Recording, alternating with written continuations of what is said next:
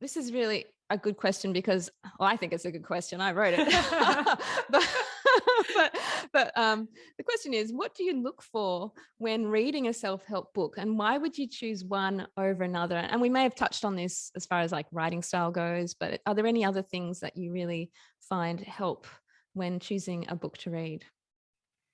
The biggest thing is that the topic of the book has to be something that I'm hungry for at that point in time. Yeah. So, like I mentioned, when I was into meditation and I wanted to research meditation and learn, all I read and all my eyes would find in the bookstores and libraries was meditation related books because I was just so hungry for that topic. Yeah. And then that changed. So lately, I have read a lot of healthy eating books because that has just become the focus of my growth. Yeah. And then similar thing happened with spirituality. So when my dad passed, I just wanted to read spiritual books and I read them one after the other because that helped me a lot with the Yeah. grieving and acceptance.